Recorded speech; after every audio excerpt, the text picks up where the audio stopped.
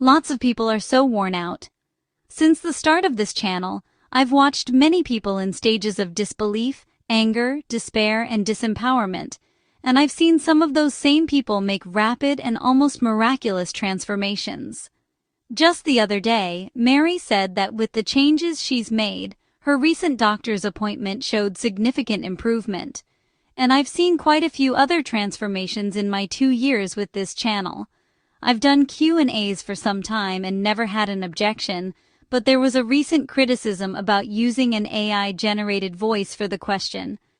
It's never my intention to trigger or upset anyone, and I hope that it's understood that the reason that I share comments and responses is because I can sense that it's a question that can benefit others, not to offend or call anyone out. The path of the awakening is to learn to help each other out with acceptance and compassion, while maintaining an intuition that repels the dark. So I think most of you know that I use a different voice to differentiate the question from my response, but I do understand that many have issues with AI. My philosophy is to live life like a cork on the ocean. AI is inevitable.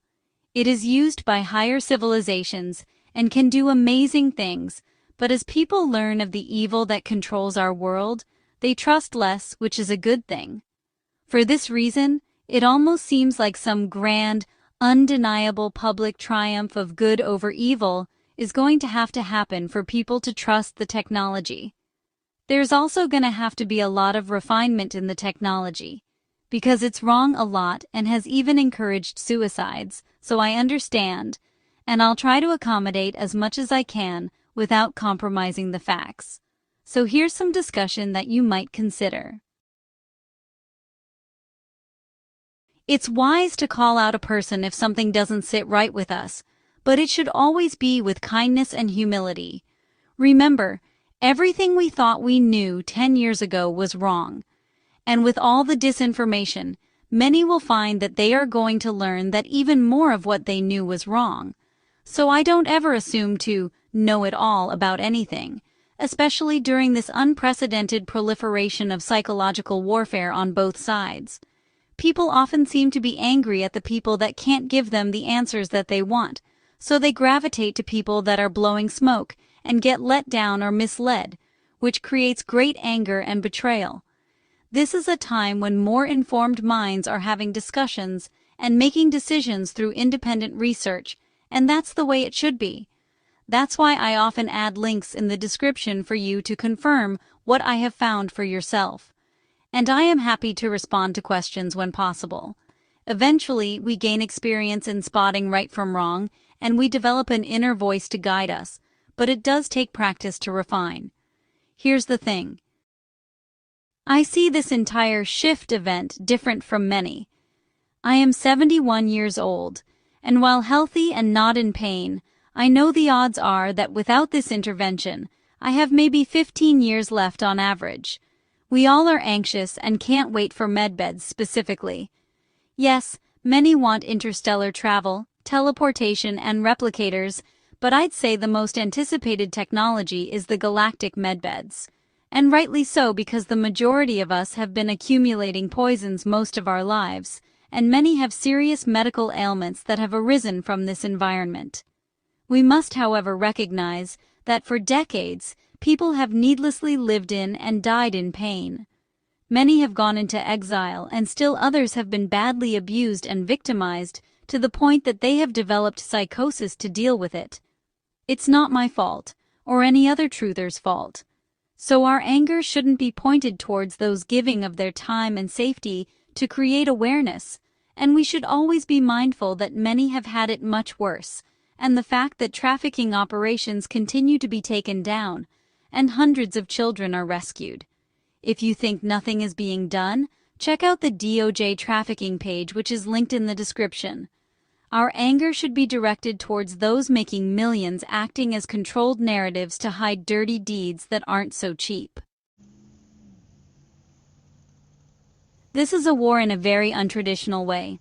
It's a global purging of corrupt people in power within every infrastructure that our world relies upon. You screw with these people and they can release a bioweapon or start massive fires. A lot had to be done to secure our safety, and this continues as we speak. There will be, or perhaps already is, a level of comfort that the risk of mass rogue attacks is negligible, but it's not for me or any 20-year-old college student to decide that.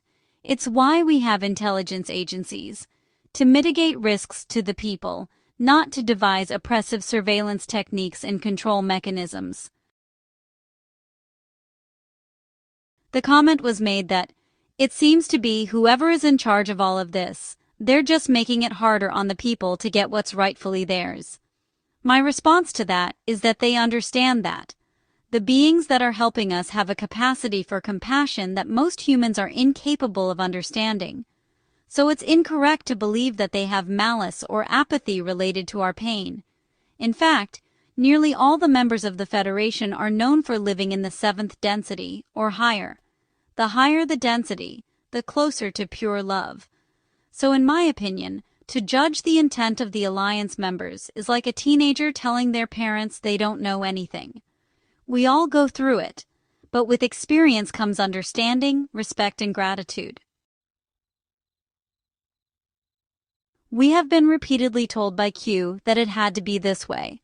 When one fully understands what's going on, they understand that you don't change worlds in a few years. Yes, worlds. Nearly everything in our world, including the minds of its inhabitants, has been compromised. Every system has been turned into a mechanism of control. My God, they have places where it's a crime to collect rainwater because it's not filtered and contains contaminants, but they deny that they are spraying contaminants.